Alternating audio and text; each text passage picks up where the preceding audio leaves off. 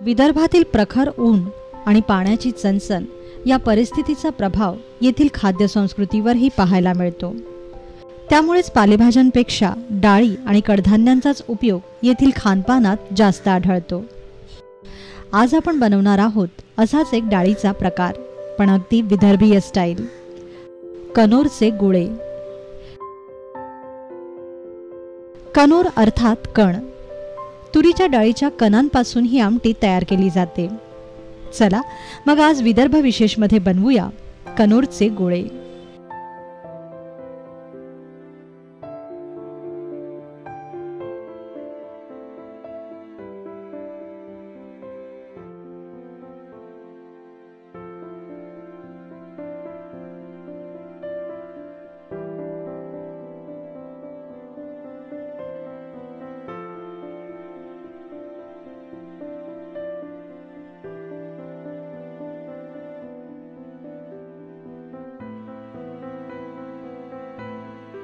त्यासाठी आपल्याला लागेल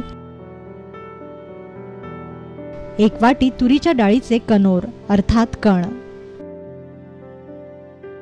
10 ते 12 भाजलेल्या हिरव्या मिरच्या, 10 ते 12 लसणाच्या पाकळ्या, 1 चमचा जिरे, 1 चमचा मोहरी,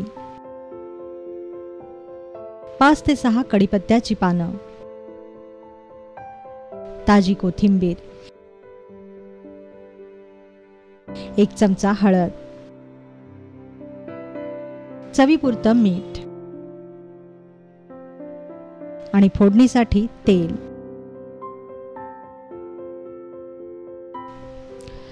तुरीच्या डाळीचे कण आदल्या रात्री भिजवत ठेवा, किमान 12 तास तरी ही डाळ भिजली पाहिजे। आता भाजलेल्या मिरच्या, कोथिंबीर, लसूण आणि मीठ एकत्र करून याचा ठेचा वाटून घ्या।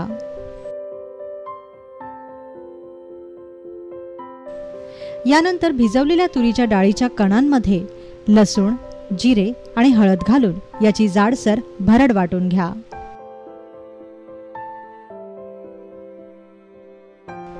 आता वाटलेल्या या भरडमध्ये मीठ, मिरचीचा ठेचा आणि कोथिंबीर घालून छान एकजीव करून घ्या।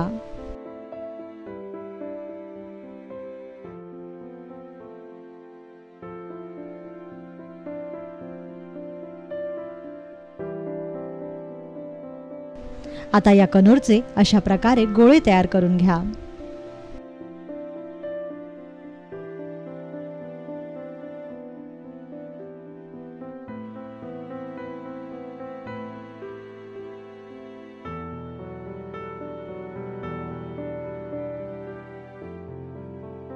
यानंतर फोडणीसाठी तापलेल्या तेलात मोहरी, कढीपत्त्याची पानं, हळद, ठेचलेला लसूण आणि मिरचीचा ठेचा घाला।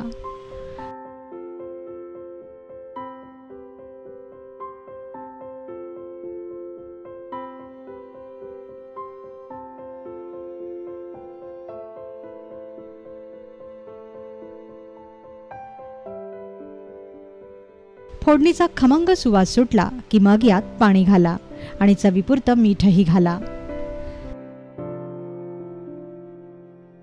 गरजेनुसार आमटीच्या पाण्याचं प्रमाण तुम्ही वाढवू शकता। 5 ते 7 मिनिटांसाठी या आमटीला कड येऊ द्या। आमटीला छान उकळी फुटली की मग तयार केलेले कनोरचे गोळे या आमटीत सोडा। लक्षात ठेवा की मोठ्या विस्तवावरच हे गोळे आमटीत घातले पाहिजेत, नाहीतर हे गोळे वितळून जातील।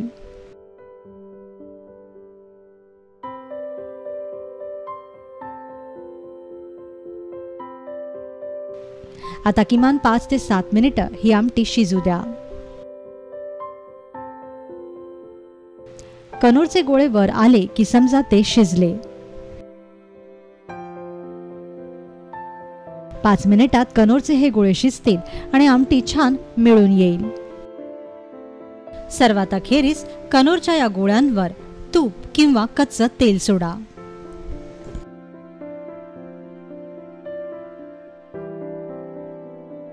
तयार झाले कनोरचे गोळे, अगदी विदर्भीय स्टाईल। विदर्भाचा हा खास खाद्यप्रकार तुम्हाला कुठल्याही हॉटेलमध्ये खायला मिळणार नाही, पण विदर्भातील घराघरांमध्ये हा जरूर आढळेल. मग तुम्हीही नक्की तयार करून पहा थोडेसे वेगळे पण अगदी पारंपरिक असे कनोरचे गोळे.